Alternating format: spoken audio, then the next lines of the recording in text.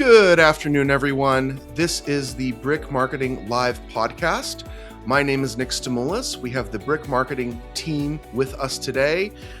Brick Marketing Live podcast, talking about all things digital marketing, AI, search, pay-per-click advertising, and so much more. So I'd like to welcome Catherine and John today, and we're going to dive right in. So first topic article that we're going to talk about today is actually an article that we wrote on the Brick Marketing website entitled How AI Search is Changing Customer Research.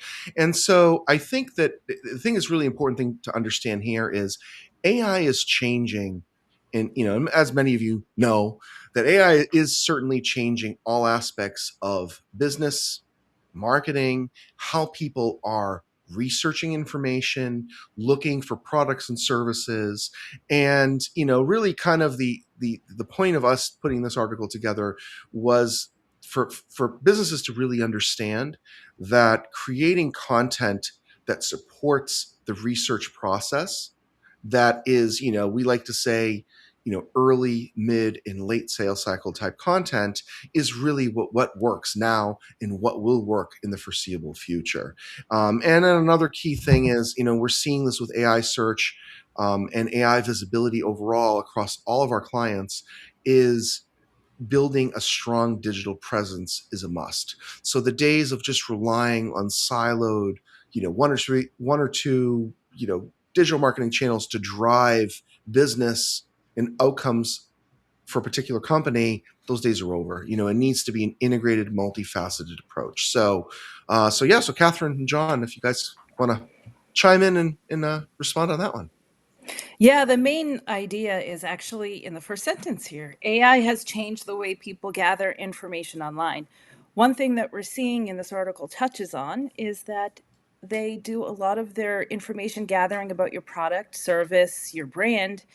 Perhaps they don't do that initially on the website. It used to be that all roads led to the website, but because of AI and factors like that, profiles, that kind of thing, wherever your business might be listed off your site, people tend to start there now. So by the time they get to your website, they are further along in the sales cycle. So representing the sales cycle in your own content is important because either AI is going to need it to find out its information about you, or people are going to need to see it there. So you just need to take a comprehensive approach and understand that maybe your website analytics aren't going to tell the whole story these days because the information gathering process is vastly different. Absolutely. John, your thoughts? Yeah, I see online a lot people saying that their clicks are down, but their business is either equal or more than what it was before. And a lot of Right. that can probably be traced back to AI search and people getting all their information from, either AI answers on Google or ChatGPT or Claude or whatever they're using. Um, and they're able to ask, more in-depth questions to the AI chatbots that might help answer things that you might not have listed on your website. Like, they can get more information on how your business can help them through that chatbot instead of having to sift through all of your different pages and figure that out themselves. So by the time they get to you, they already have a lot of that information. And then that's why you're also seeing a lot more warmer leads coming your way. Absolutely. Great point. Yeah. So one thing before we move on, just want to remind everyone that the Brick Marketing Live podcast is being streamed live on the Brick Marketing website at brickmarketing.com/live, and also will be made available on all streaming podcast platforms later this afternoon. So you can catch this anytime. Make sure to subscribe, and also tell everyone you know that's interested in marketing to follow and subscribe to the Brick Marketing Live podcast. So, moving on. Next article we're going to talk about is from Search Engine Land, entitled How to Move Beyond Lead Volume in B2B PPC, or pay-per-click advertising. Now, this is a really interesting article because what it's trying to convey here is that in B2B, the sales cycles tend to be long. So if you're a company that's selling a product or service that's complex, with many different decision makers and influencers, the sales cycle is long. So, looking at click volumes, as this article said, is an actual trap. So it's like, oh, we got X, 1,000 visitors in a month. Well, okay, that's great. How many leads did it generate? And so, on the surface for B2B, you say, oh, well, it generated 10 leads. But really, as the article says, and we agree with this 1,000,000%, it's about outcomes. So it even says it, a form submission isn't a business outcome. It's very true. So when we manage pay-per-click advertising for our B2B clients, and in any channel of digital marketing other than pay-per-click advertising, we look at outcomes. How is business? How many closed business is being generated during a particular time? Now, what the challenging part with B2B is sales cycles are long in most B2B companies. When I say long, it's not B2C. It's not an impulse decision. It's a researched, complex, informed decision that may take months or longer. So, if you're a company investing your advertising dollars in pay-per-click advertising with Google Ads or Bing or LinkedIn or other channels, you have to understand, you have to give it your sales cycle time. If your average sales cycle is 6 months, you have to be willing to invest in that PPC, in that paid per click advertising program for at least 6 months in order to see what the true outcome and ROI is of that channel. So I think it's a great article at Search Engine Land. I highly recommend everyone go and read it. But yeah, Catherine and John, share your thoughts on this one. For PPC advertising for anyone, not just B2B, one has to get out of the volume mindset for most situations. That's not going to serve you. What is going to serve you is creating a high intent campaign that connects to the buyers when they're Mm-hmm. further along in the sales cycle so that when they get in touch with you, it's meaningful. Volume is fine, especially if you have a huge budget, it's okay. But Right. it's not the best approach necessarily for anybody because PPC has the opportunity to draw in targeted visitors quickly.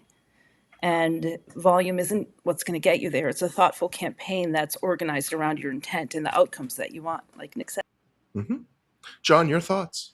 Yeah, the best thing you can do is get yourself in front of the eyes that actually care for what you're doing and might need your services. Yep. Volume like you said might be good for B2C because people might see, I don't know, maybe you're selling clothes, right? They might not realize they want a piece of clothing and then they'll see it and then they might just end up buying it on impulse. But a lot of Mm-hmm. the time for B2B, like you said, you're um, you're thinking long about what company you want to use for, say, marketing, right? We're in B2B, so when people are thinking of what marketing agencies they want to work with, they're going to think about that for a long time. Oh yeah. And then putting yourself in front of the right people instead of just broadly throwing yourself out there is going to be far more valuable. Oh yeah, it's so true, John. I mean, you're right. Like using our company as an example, we market heavily in a lot of different channels over a long time. And you're right. Like, and it's not just applicable to like a digital marketing agency like us. Other B2B, I mean, it's a big decision, right? Like what we do and the things that we do to help our clients, it's mission critical things that is or could be make or break for these businesses that we work with. So, and it's the same concept is definitely applies to most channels in B2B. I mean, they're high-end purchases that are researched to take a lot of time. And when you're investing in PPC, you have to give it time. And like you said, Catherine, it's not doesn't just apply to B2B, B2C too. You have to give it time and understand Yes. your sales cycle. And also, I might add, market many ways, not just, I always like to mention that when we talk about pay-per-click advertising type topics and articles and great things that are happening in the industry, it's one channel. Should not be the only channel of your marketing. So, moving on. Next article, great article from Fast Company entitled Your Brand Might Be Invisible to AI. It says the signals behind AI recommendation are not mysterious, and every brand can build them. And really, it's a fascinating article at Fast Company. It definitely is in line with our philosophy and advice that we give our clients, and that we read and that we discuss a lot on this podcast. Is that it says here that 50% of web users are now searching using the LLMs, the AI platforms. It says organic search is projected to decline by 50% by 2028. AI qualified visitors are already 4.4 times more valuable than traditional search traffic, according to SEMrush, the article talks about. An article goes into detail, but it's true. I mean, I, we keep saying the same things over and over again, that this is the time to invest in AI search. Don't wait. And it's funny, I'm going to take a little side note, because I know eventually, we're going to we share all of these discussions on the Brick Marketing social media. I'm not going to name names, but I shared this, a similar topic recently, on our, I think it might have either been my LinkedIn or the Brick Marketing LinkedIn, in another professional, and I'll say that loosely in the term professional, commented and essentially said, "Oh, it's the same tired advice. Why are you saying the same advice?"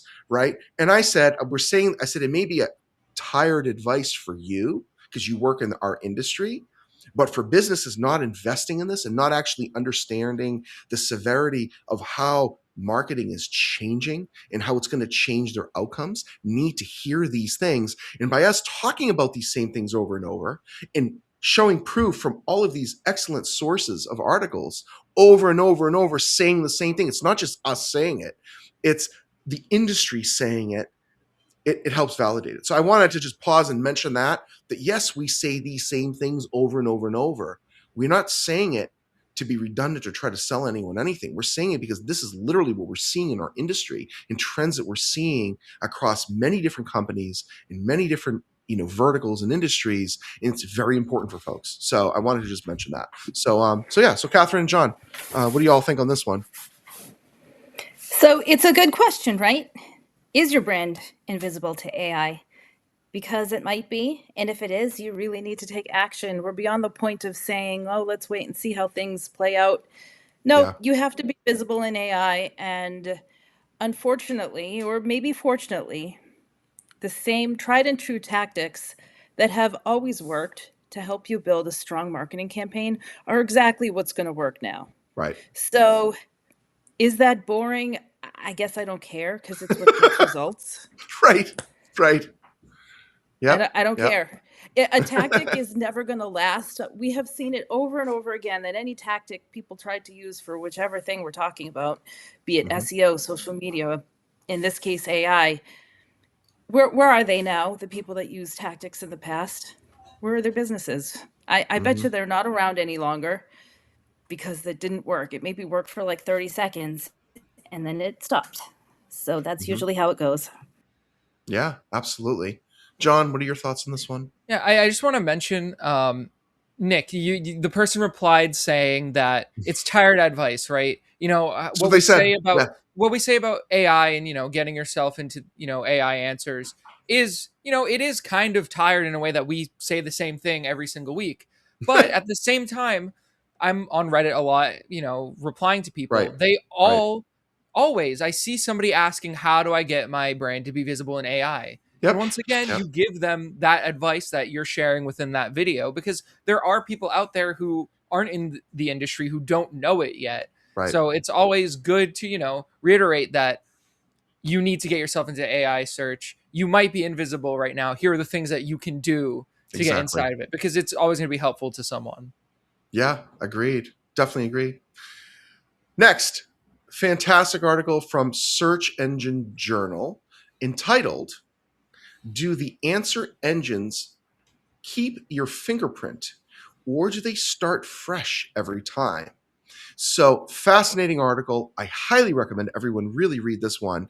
And really without getting into the details here, it says that, Google Gemini or the AI, I guess, answers in Google, basically says that it's, that it is rooted in Google's quality and ranking systems, which makes sense because it's Google. And it says that Microsoft Copilot is deeply rooted in, obviously, Bing. Their algorithm makes sense.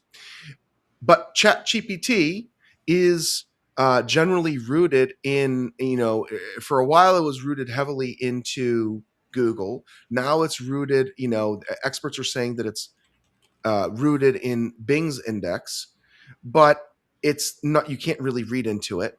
And then the article kind of goes into it. It's really, it's a great article, but it says that it literally, the answer is there's no data yet, that it's inconclusive.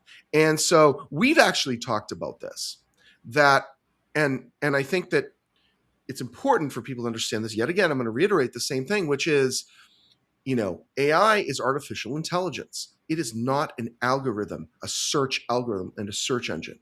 So in my mind, it changes every time. I mean, we've tested it. We've tested it for our company. We test it all the time for our clients. Literally, whether you're logged in or out of, whether you're logged in or out of Chat GPT or Gemini or Copilot or Claude, whether you're logged in or out, you get different results.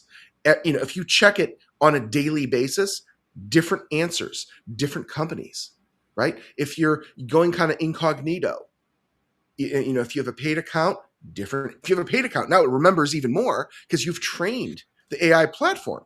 So this is literally why we say you have to market heavily, market a lot, create a lot of authoritative, important content that makes sense and ties to your audience, so that if you're doing that continually, you're giving all of the LLMs, all of the AI platforms a reason to come back and see your brand over and over and over again. And it's not just a tactic, it's an actual long-term integrated digital marketing and branding strategy that ties into it. So again, great article at Search Engine Journal. It said it's inconclusive. I'm not surprised because we see it's inconclusive. It changes every day. So yeah. So Catherine, John, what do you both think on this one? Okay, well, this is an interesting article that tries to dive into some of the technical nuances behind this question. There's no data, though, so it is what it is, where we're at. And I don't mean anything by this, except to say that I don't actually think it matters No, I at agree. all. I agree. Whatever is happening does not matter, because what we have to do to get things to happen, to get AI visibility, it's all going to be the same no matter if the answers are the same or not. We It's still true. have It's to true. do that work on our plates Yeah. and make sure our brands are strong and visible and our websites are solid, and that there's actually content that can create an answer, that somebody can create an answer from, and Yeah. our name out there. I agree, Catherine. And one little thing you said about, I don't really think it matters. I agree because, and I think this is going to be a key point that a lot of business owners, C-suite, mid-sized and larger companies, marketers need to really understand. And that is, this isn't keyword rankings. This isn't going back 15, 20 years ago when people used to obsess over, I want to be position 2 for this keyword, that my whole business is going to do great if I do wellness, one keyword, right? That's a flawed old philosophy that is not relevant in today's world. It really isn't. And so I think you're right. And I think it's going to take time for people to change that line of thinking when it comes to AI visibility, that it's about outcomes. It's about what type of traffic are you seeing to your site? What type of leads are you seeing? What type of business are you getting from the LLMs, from the AI platforms? What type of business are you getting? That's what it's about. Nothing else. Yeah. So, Yeah. And I want to add, based on what you just said, this old mindset craves a level of predictability that AI yep. does not. No. So give yourself your own level of predictability by Yes. maintaining your brand, Yep. making sure you're visible in your off-page factors, making sure that you have a solid website to take content from. That's your predictability and what you Right. can control. Exactly. And AI will reward you by mentioning you. Exactly. Exactly. John, your thoughts? Yeah, I mean, AI, the LLMs and the companies that own them are definitely keeping your fingerprint. I don't see it any differently than a lot of social media platforms that are free, for example, like Facebook and whatnot. All of those, they make, eventually they started making money off of your information, right? And Mm-hmm. these LLMs are scraping the internet for as much information as they can get. And at Mm-hmm. this point, they're not profitable at all. So it No. is within probably their best interest to be keeping your fingerprint and all the information and everything that they can scrape off the internet. So on one hand, it's going to be used to get your business into their, answers. But at the same time, I do feel like they are storing and harvesting your information somewhere. And I think that's just how it's going to be in the future. If they can't turn a profit, you might see a lot of the same things, a lot of the same issues that we have with Facebook, Mm-hmm. Instagram, X, all the different Yep. platforms. Yep. Agreed. I agree. Yeah, that's a great point. Great point. Next article from the Harvard Business Review. Stop AI from eroding your brand. This is a great article. It's interesting because it's very kind of similar to everything we're talking about here. But what's great about this is it takes a different perspective. And instead of talking about brand visibility, the Harvard Business Review article, great article. I recommend you all read it, definitely. But what it does is it's taking a different perspective, which is the kind of the opposite, which is AI visibility is great, but it like no one really talks about, other than this article that I've seen, about like the reputation issues if your brand isn't consistent. Like, what does it look like, right? When someone is searching for, let's just say you're marketing a lot of different ways and your strategy's tight, you're getting business, and then you have a potential customer that asks you something, I don't know, an old product that maybe does cease to exist, or an old quote that someone said, in the press 15 years ago, right? And you're like, geez, how'd you find that? Or no, we haven't had that product for a decade, whatever it is. It comes to, it's really a brand management issue at that point. And that's what AI visibility starts at, which is, we talk about marketing a lot of ways. Before you can start marketing a lot of ways, when you put the lens of your brand, you want to make sure your brand is consistent everywhere. That means your logo, your description, how you talk about the company, the message behind that, right? What makes the company, your products, your services different and unique in your marketplace needs to be the same every nook and cranny it could possibly be. That means your website starts there, starts and ends at your website, but it goes beyond that. Your social media, every business profile, industry association, press release, article, trade show you exhibit at, little descriptions there.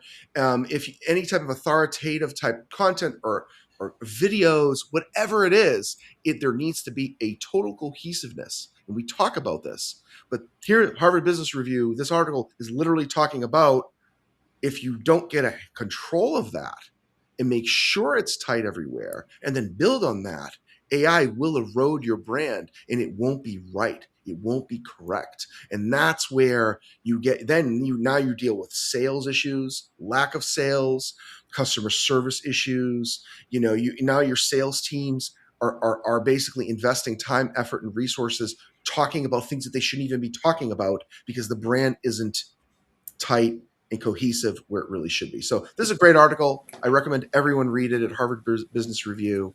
But so Catherine, John, what do y'all think on this one? We have said in the past, probably a lot of times, that this new AI era is creating marketers that are more honest with themselves, Mm-hmm. because keeping control of our brand and making sure it's cohesive is basically a marketing 101 thing. Yeah. But it's so easy for it to get out of control and to not realize maybe that it's even out of control, because especially lately we've been seeing brands that are really messed up. We have been seeing that, and that's all I'm going to say for now. But what happens is I don't know what else to say, but what ends up By happening saying is it's really messed up, it's really nice. So that's why I'm laughing. Sorry. My God. I had to laugh at that. My brain flashed back to something. Anyway, Yes. um, what happens is if your brand is out of control outside of AI, what do you think it's going to look like in AI? They're going to say such and such of a brand sells shirts. What? Where did they get that from? No, Right. they don't. They Right. sell nothing and provide a service of laundry. They don't sell Right. any of the shirts. Well, for example, like it's so easy for this to get out of control, Oh, and it really all you is. have to It is. do is fix it and clean it up, right? I It's know. so easy. I know. I know. Yeah. Well, and that's just it. It's easy for us because we've been doing this for decades, Mm-hmm. but it's not easy for someone that sees it as a Right. huge mountain. That this is so. Where do I even start? You start Mm. right at the top, and you come up with the message, and you work your way through it. That's how you Yep. resolve this. But a little note, then, John. I want to get your thought. But like before AI was in play, before AI search was a thing, and before, half of everyone's using AI to search, before that happened, you could have things that were wrong and inconsistent buried on page 2 or page 3 or page 4 or 5 of search results in Google, and no one would ever see it. No one would ever find it. No one would go that deep and look. AI just pulls the deep stuff with the new stuff with the current stuff and jumbles it together and gives you the Mm-hmm. consensus answer. That's essentially what's happening. So And uh, here's the flip side of what we're saying too, not to be all doom and gloom and scary, but let's say your brand is tight and then you have a blip. Well, yep, you can identify that blip quickly yep, and address yep, it and snuff it out and fix it. And exactly. that's a positive aspect of this too. Absolutely, absolutely. John, your thoughts on this? Yeah, I was going to say that as long as you have been honest with your branding and consistent with it over, however long you've been in business, you shouldn't have too much of a problem with this. But it Right. is when you've had tons of accounts over a long period of time that maybe, your brand messaging has changed over time, right? You're going to have to go back Yeah. and scrub that sort of stuff because otherwise Yep. the LLMs are going to be confused and then your customers are going to be confused with what you do.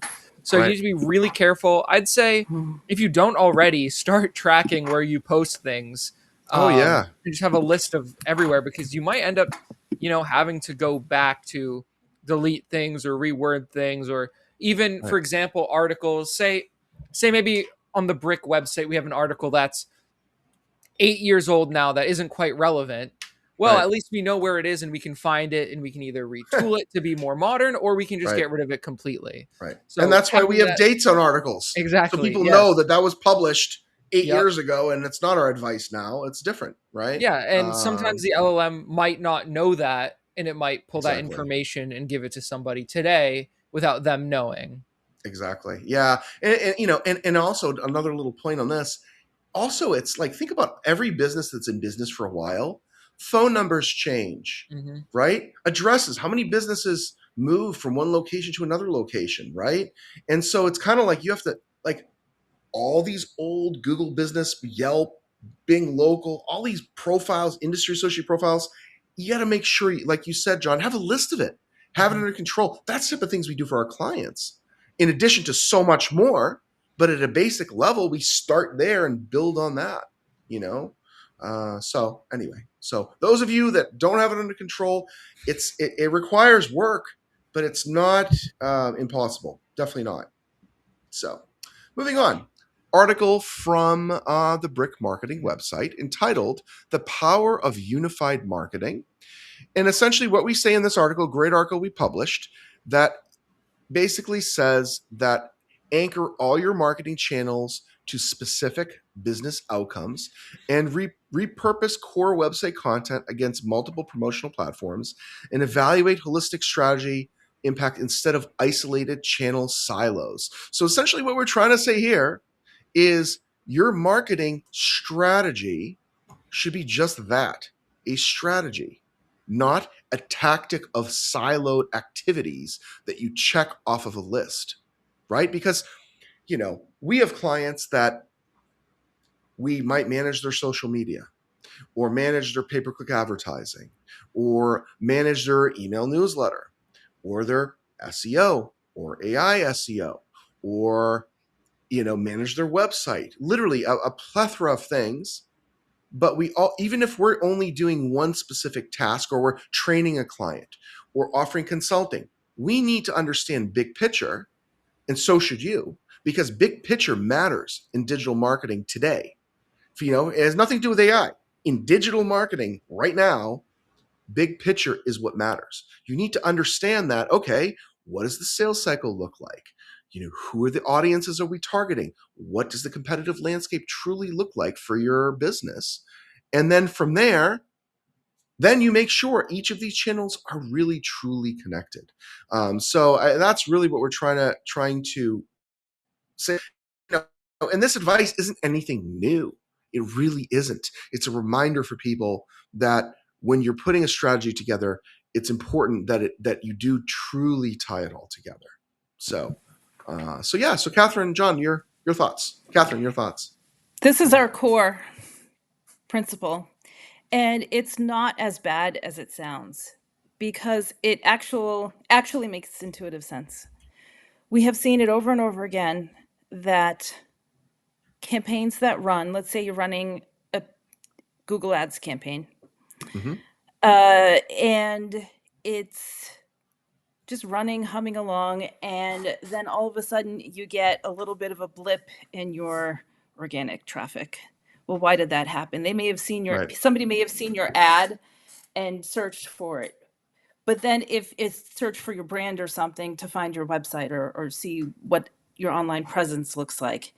What if they go and search for your brand and nothing's there, or your website itself is like on the second page because you've ignored your SEO and you don't even have social profiles that have cohesive branding? What happens then? Right. And this is how it Right. all works together. This is the intuitive nature of it. Somebody that's Yeah. curious about your brand should see your website at the top, your social media, any profiles you have online, and they could have arrived there from AI. They could have arrived there from seeing an ad and getting curious. They could have arrived there because somebody handed them a business card of Right. yours, and oh, I have to look this up.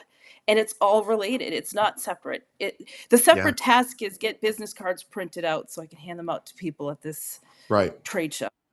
Right. But the underlying strategy is you're doing it because you're handing it to a potential prospect.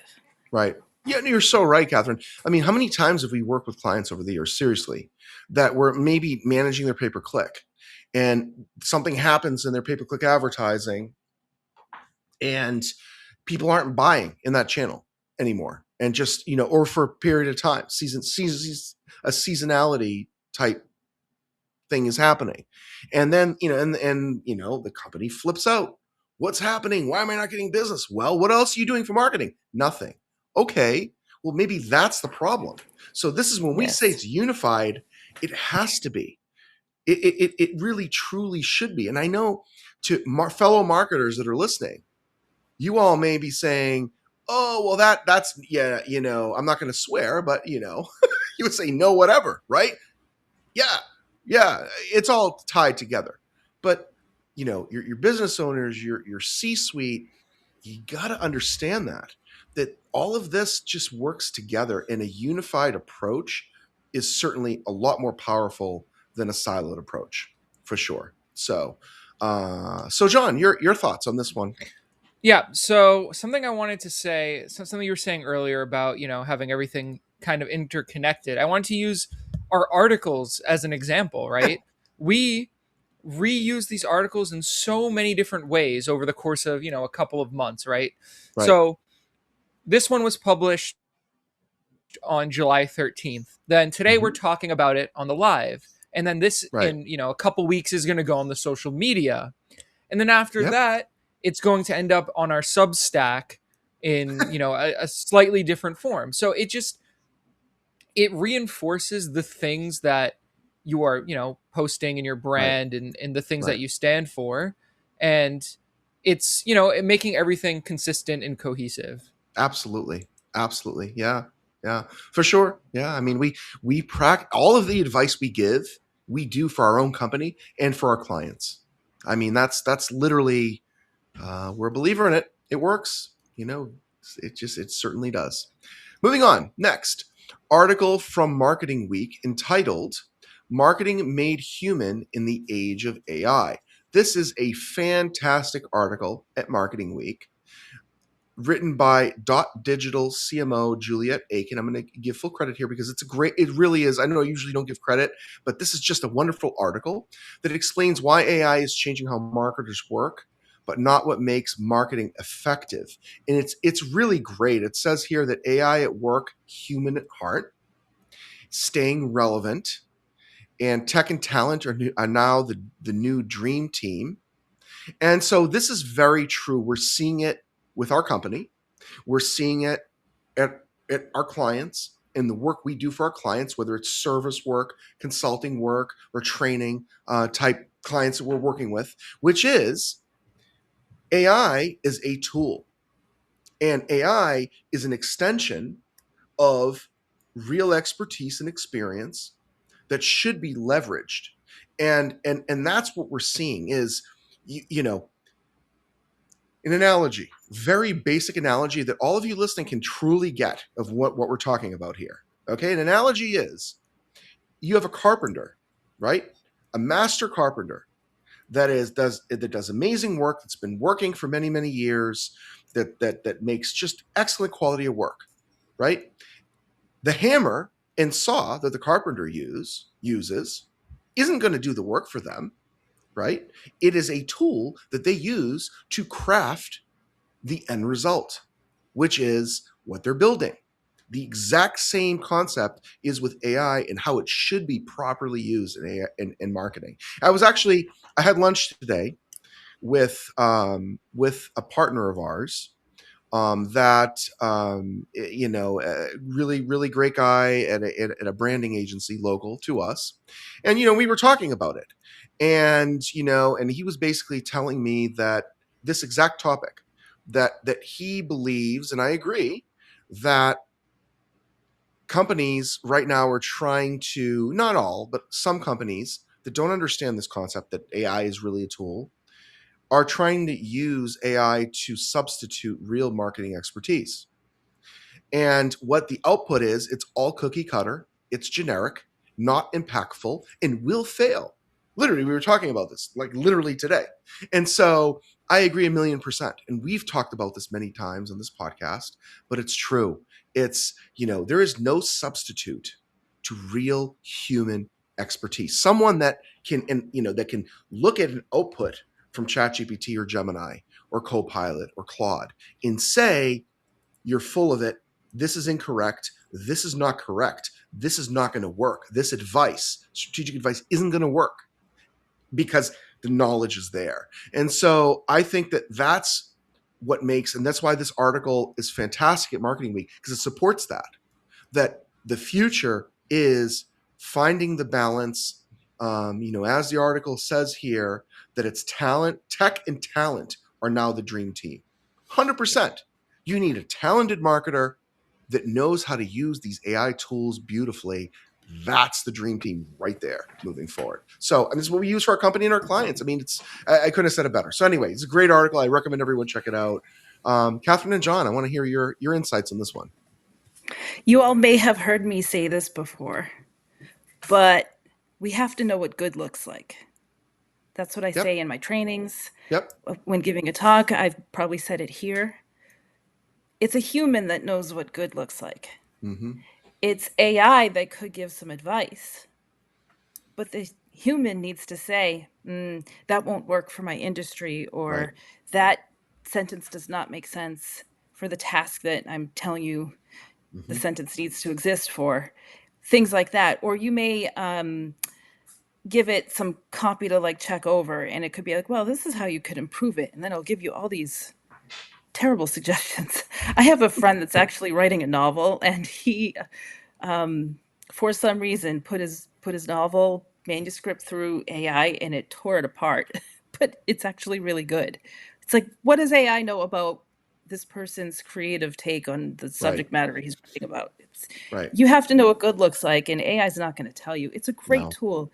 Maybe you Yep. can use it to help you outline something, but then you go and write it. Exactly. For example. Exactly. Yeah. Great example. John, your thoughts on this? Yeah, I see threads a lot online that are like, oh, as a new marketer, what should I be learning how to do? Like what's one thing that's a great thing to learn? And all the answers are always learn how to use AI. And while Yep. that's true, I also think that things like copywriting and article writing are now somehow an undervalued sort of skill to have, because I personally believe that at some point AI regurgitated information online is going to be dinged in some way if you have it on Oh, your absolutely. website or I social agree. media. And right now, everyone's just using AI to write everything they post online, whether it's social media posts, or I'll go to somebody's website and their product descriptions are all AI. And I think that eventually that's all going to be, they're going to get dinged for it, and then they're going to need people who can write again, right? So Yep. I always say that's always my advice. I always say I know it sounds counterintuitive, but I think that one of the best things you can do is be good at writing. I agree 100%. And I'll tell you, not only that, but it's like you can use, like, for instance, like your example about social media, you can use AI to help you write social Sure. media posts. But what it's doing is summarizing what a human being has written before that. Yeah. So it's your authentic, real brand and voice and message, and not just made up, Yeah. out of thin air. Yeah, you're right. I mean, I think, the writing is one application I agree with. I also think, honestly, just strategy. I don't Hmm. think AI can really do the strategy as No. well as we can. It just can't. It just can't. It can maybe help you find holes and help you find research and maybe look for things that you hadn't thought of in that strategy. But the concepts need to come from human, real expertise. Definitely. So, yeah. All right, moving on. Just want to let everyone know that this Brick Marketing Live podcast is being streamed live on the Brick Marketing website, brickmarketing.com/live, and also will be available for download on every major streaming podcast platform later today. So definitely let everyone know about Brick Marketing Live.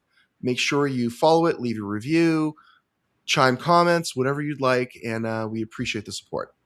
Moving on, article, another one, actually really good article from Fast Company. Social media marketers are stuck in a burnout trap. Here's how to break free. It says here, it's a great article at Fast Company, that it basically says that professional social media marketers are caught in a kind of like a 24/7 kind of FOMO loop of work that never ends. And in many cases, like tool overload. And I think it's a great article at Fast Company. I really recommend reading it. And I think that there's multiple types of social media marketers. There's people like us that do professional social media management for companies, right? And then there's people that are maybe influencers, and I feel that with us, as social media marketers that are B2B social media marketers, we tend to have boundaries where we say, okay, we're going to do our work, come up with the strategies, implement it, check it, schedule it, report it, you know look at engagement, improve it, refine it, and move on. But when you're an influencer, it's very hard. And I know, John, you're an influencer on YouTube, and it's hard. And, like, I know, like, we have in Brick Marketing, we have like a side, a few brands that we test on that have a big social media presence. I know from personal experience, like, you got to have that off switch where you say, okay, I'm going to unplug now. I've done my work for the day. If social media is continuing, there's comments, there's engagement, there's reshares, there's other people posting stuff. You're not going to catch it all. It's impossible to catch it all. So I feel like burnout's a very real thing, really, in social media. I really do. But I feel that, like, you know, I can say this because we're older. Not a bad thing. We're seasoned, right? Catherine, you and we're seasoned. We've been doing this for many years. So we know the off switch. Like, me personally, at a certain time at night, I'm off. My phone's off. It's do not disturb. I'm not looking at anything social media or anything work related at all. And I feel that, my personal opinion, it's important for social media marketers that are either B2B marketers like us, or like, folks like you, John, that are influencers, should have that off time, because it makes you do your job better when you're on. So, Kat, I want to get your thoughts on this, John, first. I'll go to you first because I want to hear your thoughts on this Yeah, one. this is definitely something that even like I struggle with a lot because, like you said, I do social media. I have a YouTube channel that's gone from like I think it was three. Like it's grown 10 times in the past year, right? And it's something where you feel like you cannot stop because once one project is done, you're on to the next Right. video. You're even onto the video after that thinking about what you're going to do and how you're going to do it, and it gets to a point where you get into a loop of, right, for me a lot of the time is spent editing Right. and all that sort of stuff, and at the end of the day you're like, okay, this video is done. You upload it, you have to look at the feedback, you have to go to your, for I do everything on YouTube personally, you look at YouTube Studio and you're saying, oh god, the click-through rate on this video is down over the last one, I have to go make a change to my thumbnail or the packaging of It's a this video. crisis. Right, it is. Right. And Right. because, oh I my god, know. don't get me started, because I know. if your video's not doing as well, you have these giant gray arrows on your video and you're like, I have to fix this right now. And then, after that, it's an endless loop of that. And then you're looking at your competitors. What are they John, doing? I just don't look. Right. Yeah. Ignorance is Right. bliss sometimes. Yeah. But, it is in some ways, in some Right. instances. But, I know. Yep. when you're trying to make sure that every single thing does well that you post, it's just an endless loop. And, Right. Sometimes you might try and offset some of that work to someone else, but other people aren't always reliable. So Right. it's something that over time, I think that people need to realize that you need to be able to have that off switch, because at some point you're going to get burnt out, and then, maybe Right. the quality of your work's not going to be as good, or Mm-hmm. you might not be able to produce content as often. Right. So there needs to be that off switch so that you can, recover, you know, and get those, creative juices flowing again. Absolutely. Well said. Well said. Catherine, your thoughts on this? Yeah, I'm going to give a different perspective because I've been on the receiving end of working with somebody who discovered they were burned out from it and needed help. It's not a great feeling for them because they describe it, they're putting together their social media strategy as putting out a series of fires, and it never feels in control, and it always feels like we have to post this now, and so then somebody has to run and go post that now. And it's not a great feeling. But then what happens when you get a professional in there? Suddenly Right. they have a calendar and they're scheduling out 2 3 weeks ahead, That's what we and they're do. getting approvals in Right. advance. Yeah. Wink wink. Get a Right. professional involved. Yeah. Right, because it helps you set that boundary. Now they know, okay, it's not as bad as it seemed. All it Right. took was a little bit of a process adjustment so Right. that you can have that boundary and not have social media bleed into your life and not Mm-hmm. feel like it's always on your mind, which is a dopamine hit, maybe on some level, or definitely an anxiety inducer if Oh yeah. you don't feel like it's under control. Right. So have that calendar, create that boundary. Just like Nick, I don't look at my social media that much after No, work. no. If you go to my Facebook, only things that are posted are if somebody in my family tagged me. I'm And I'm not very doing it. boring. I don't use social media for anything personal, nothing. Yeah. I only use it for Brick. So sorry, folks. Those of you who are connected to me personally, you're only seeing Yep. Brick marketing stuff. Yes, It is what it is. Yeah. it Yeah. is. So Um, that's that. Get organized, and then that feeling yes. starts to go away. The burnout trap. If you know this is my time to edit, this is my time to Right. post the thing. Come up with a calendar. Exactly. It Yep. helps. It helps. It does help. It does help for sure. For sure. Next, great article from eMarketer. Most digital shoppers still aren't sold on AI shopping. So this is a recent survey, May 2026, that essentially states that level of interest US digital shoppers have in AI shopping. 47% have not used and are not interested in AI shopping on your behalf. 16%, almost 17%, have not used but somewhat interested, and the rest, is made up of people that maybe have not used it, but it might be interested. So I think this is excellent data at eMarketer. I recommend everyone read it. But what this tells me is, the concept of AI shopping. So what that concept is, for those of you that don't know what that means is you train an AI chatbot, to essentially shop for things that you buy on a regular basis on your behalf. And all you do is you set it up. So it's almost like subscriptions, like Amazon has like subscriptions. A lot of sites have subscriptions where it automatically every certain period of time, but it's different because it's more intuitive. It's just going to make purchase on your behalf. I personally think again, this is my personal opinion. I think we're about 10 years away from this being effective and viable. I think people need to get over the hump of AI search first, right? AI search needs to advance, and it's going to advance very quickly as it is now. And that needs to progress. People need to utilize AI more in their daily lives and not be afraid of it, embrace it, not look at it as, oh, it's always wrong. Like, use it as a really good tool and a resource, which is happening now. Use it for efficiency in different parts of their life. People have, everyone's different. So people have different boundaries of how they utilize AI. Some people I know don't use AI at all, which is fine. Good luck long term. However, I think AI shopping, I think we're a while away from that personally, just because humans aren't ready for it.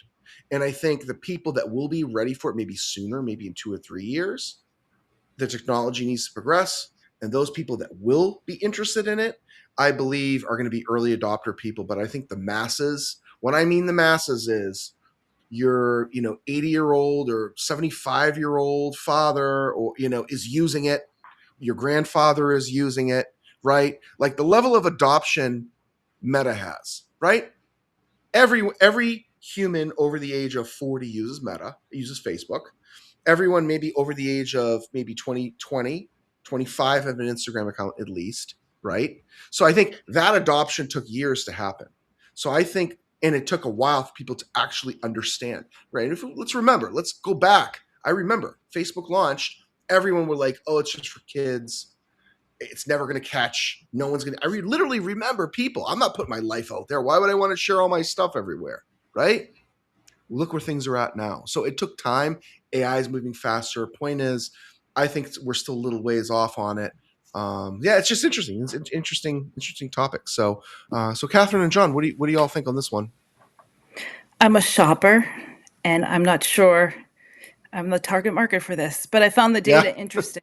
I yeah, take a lot of joy from the leisure of shopping, whether it's scrolling on my own, on my favorite website to buy stuff, or going in person and yep, hit the streets and do the shopping I want.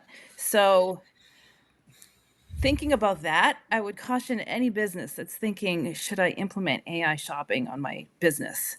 Think right, about your actual target market. Is it going to be somebody like, is your target market filled with people like me that want to go in, try things on? sure, I'm not buying the same skincare line all the time, so I couldn't set up a thing to have me buy that on, because I keep changing my mind. So, um, is your target market like me, or right. is it like somebody that I always use Cetaphil, and for example, not to mention brands, but it's just the only brand I thought of. I always use such and such of a brand, and I run out of it every 3 months. That's the market for this right now, and I'm See, not sure I would still trust that. See, Catherine, I'm the target market for it. I absolutely detest Yeah, that makes shopping. sense. I can't. I order it. I order it out as like an essential of need. I shop maybe at 3 or 4 sites, consistently, and that's it. So I would be a perfect, and I don't even feel comfortable with it yet because I'm like, okay, you have my credit card, Interesting. man. What are you buying on my behalf? Like, I don't know. I don't know. So Scary. Mhm. yeah, It's like yeah, having a 5-year-old that has your iPad and starts ordering on Amazon. I have a friend that happened to, and she kept getting the packages kid of got stuff. That's smart actually too. kind of funny. Yeah, the kid was like, he learned how it worked. And he was like, "Oh, I need new one time he ordered underwear for himself. I need new underwear. I That's want this funny. one." And he went and ordered it. She got it in the mail, and she's like, "What is happening?" That is really funny. That's really funny. That is funny. That's Uh, great. John, what do you think on anyway, this?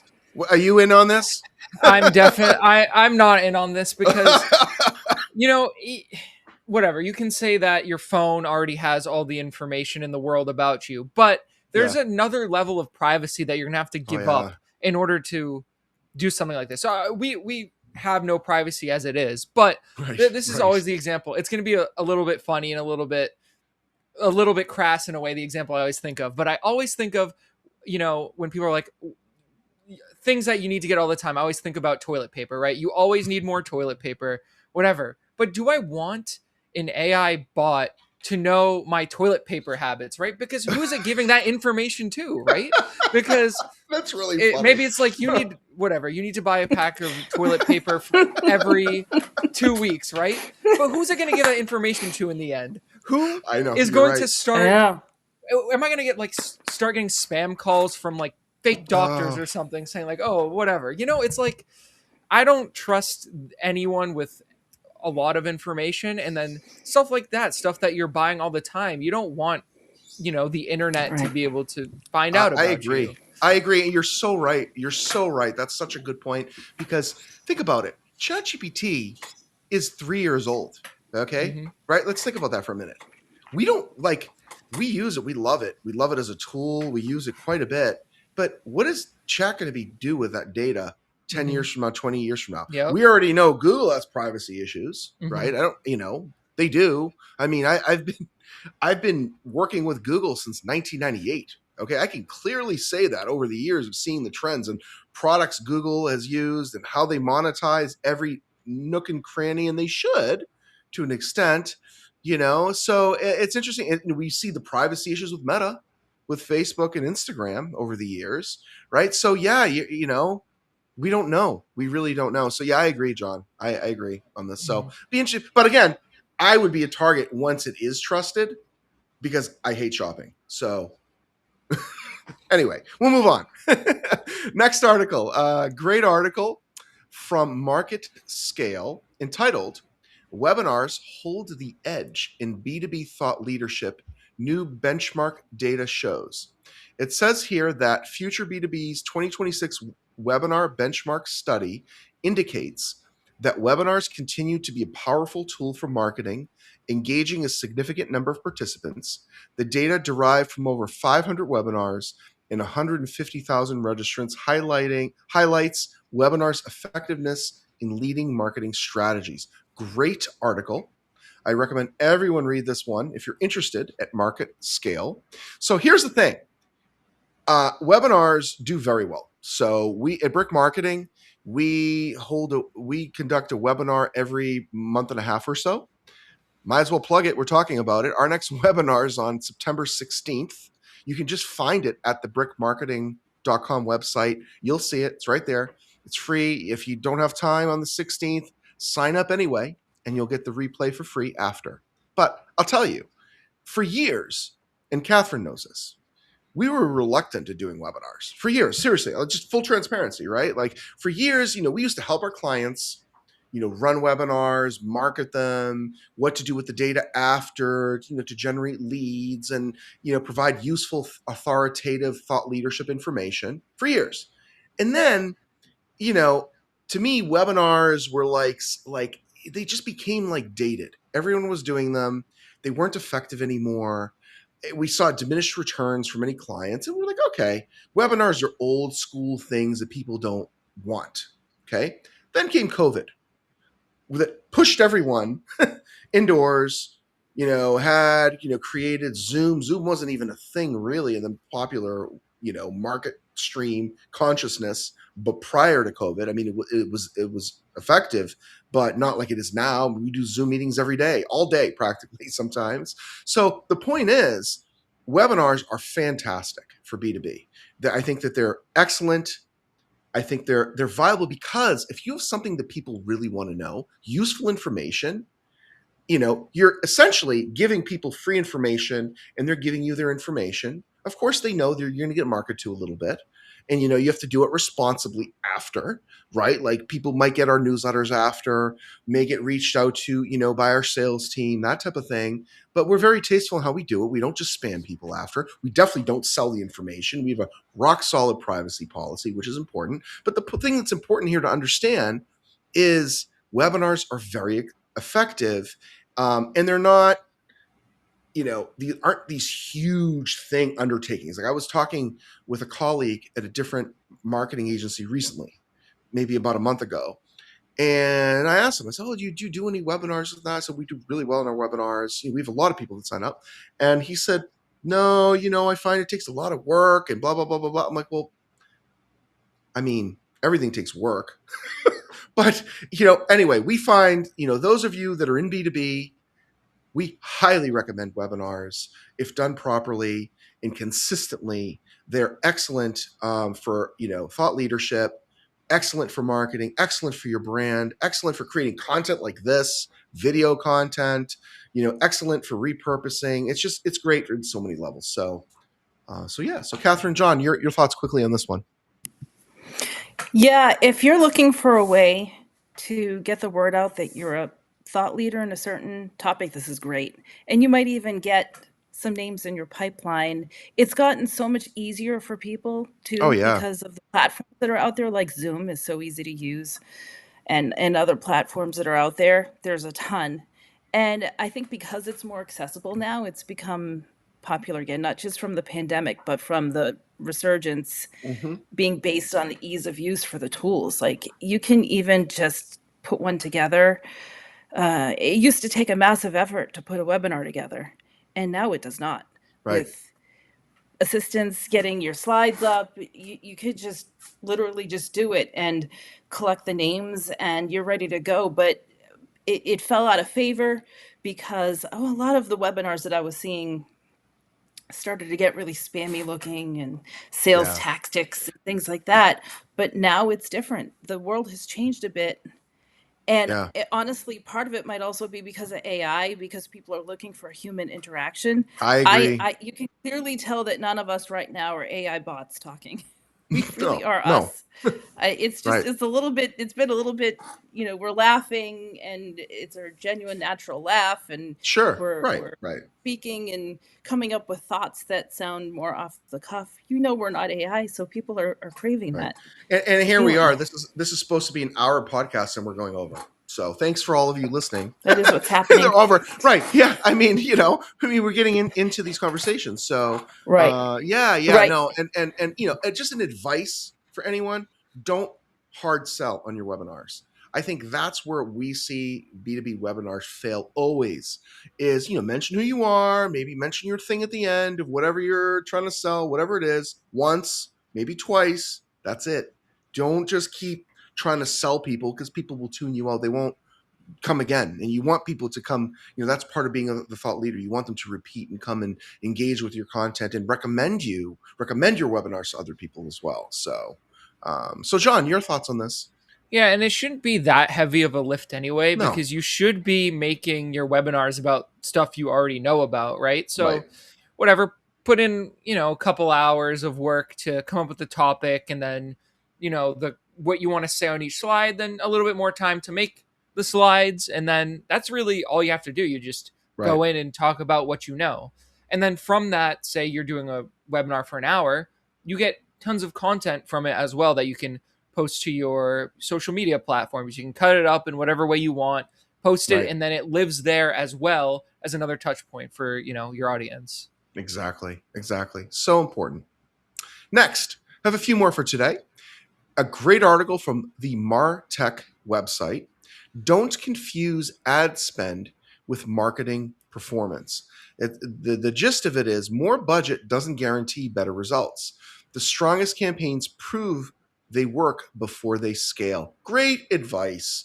I mean, those of us that deal with marketing campaigns and specifically digital ad campaigns all the time. Just because you spend more money advertising a product, your service, your company doesn't necessarily mean you're going to get that immediate ROI, right? Like we've talked about, you have to understand your sales cycle, your target audiences. But when we're testing like a new channel, a new ad program for a client, we always start very small, very conservative, very controlled. And we always tell clients this all the time, you can always spend more money, right? If you see something's working well, you can always scale it.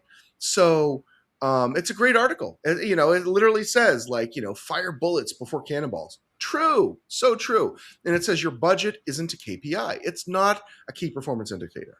How much you're spending is not what matters. What matters is the outcome and result that you're seeing. If it's not, you test it, you adjust the variables, your ad copy, your creatives, your landing page, right? The timing, any type of promotion or offers tied to it. Those are the variables and the levers you can control.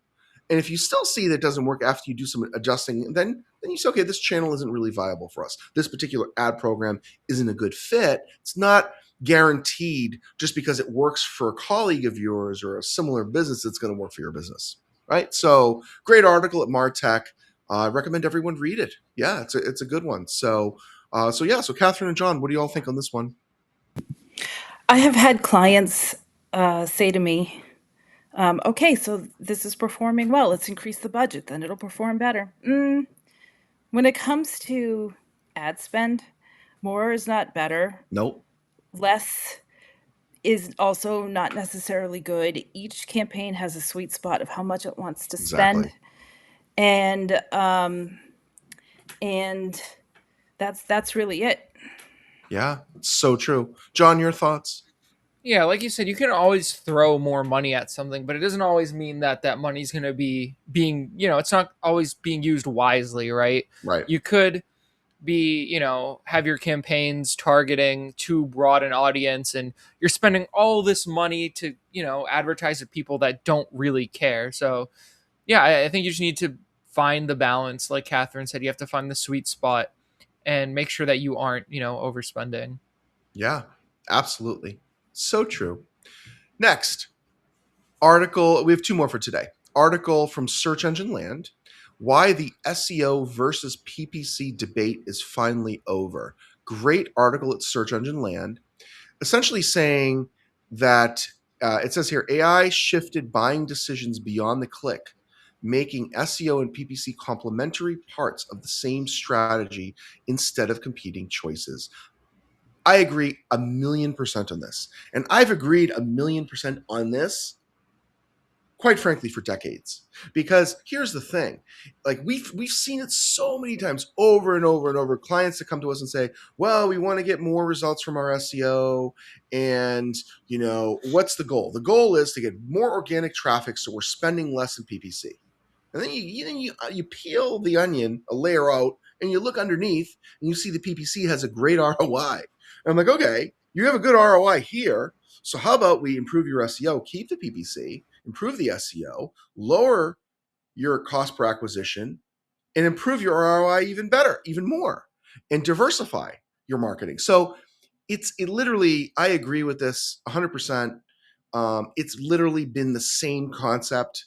And that's why it even says, why the SEO versus PPC debate is finally over. Because people have been talking about this for years, over and over. And it's a great article at Search Engine Land. Definitely check it out. So yeah, Catherine, your thoughts? I agree with you. I was going to say that to me, it's never been a debate. They serve different functions. Oh Never yeah, should have been one or the other. Nothing about your marketing should ever be one or the other. It's all right, interconnected. It all helps. It always helped. It's important now more than ever, maybe for different reasons, but it was never one or the other. They take care of different things and different things in your sales cycle too, because your PPC campaign, you have the ability to create high intent campaigns right. and um and that's that's it. I think we might Yeah, have lost somebody, by the way. I know, So I know, John. I don't know if oh John. well, I just texted you. You're having technical I saw difficulties. that It's and no I started problem. laughing. I don't It's even no know what to problem. say. It's no problem. Okay, so we have one more article for today we're going to talk about, and just want to let everyone know. So we are taking our summer break a little bit here, and our next Brick Marketing Live podcast, we will be streaming live on Wednesday, August 19th at 4 p.m. Eastern, streaming it live on the brickmarketing.com website /live. Also, you can check it out, obviously, as we've talked about right after this. We will put it on all the major platforms. So, and we appreciate the support. We appreciate everyone sharing it, commenting. Give that 5-star if you like the stuff we talk about. We'd appreciate it everywhere. And so next Brick Marketing Live podcast will be with you live on August 19th at 4 p.m. So last article for today. is from the Brick Marketing website entitled How Social Media Validates Your Expertise.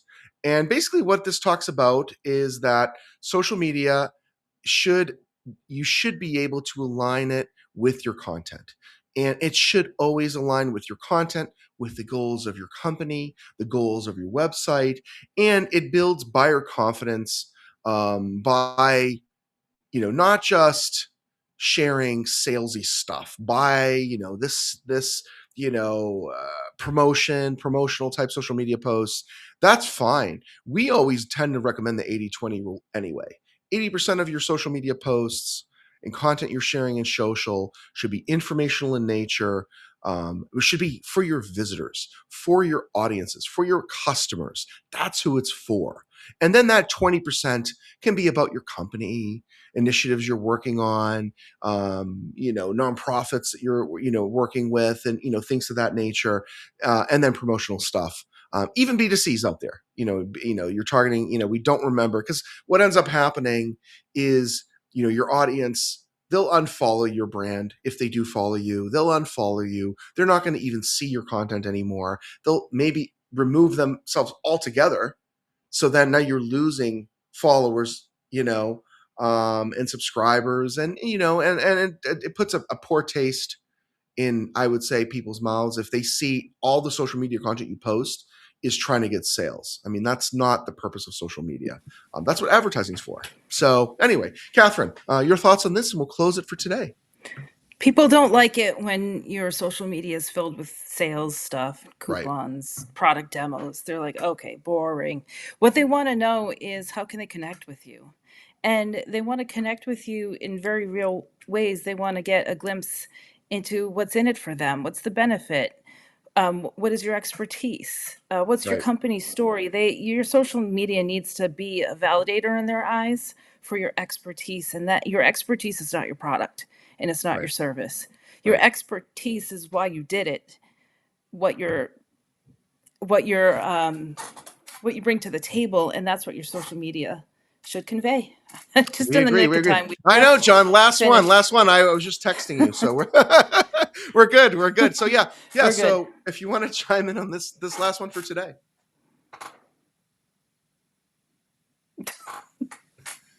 Oh, we can't even hear you. Oh, we can't hear you. It's okay. I don't Now, know. can you hear Maybe me we'll now? call it. There we go. Oh, We can hear yes, you. yes. Yeah, we are Yeah. All live right. people, right? Yeah. This is Um, real. I mean, yeah, you need to, align your social media with everything that, your buyers are looking for. I mean, if you have scattered social media, I've said it a million times now, your, prospects or whatever, they're all going to be confused on Right. what you're offering them. So you have to make sure that everything is consistent everywhere on every Yep. platform. Yep. Agreed. Agreed.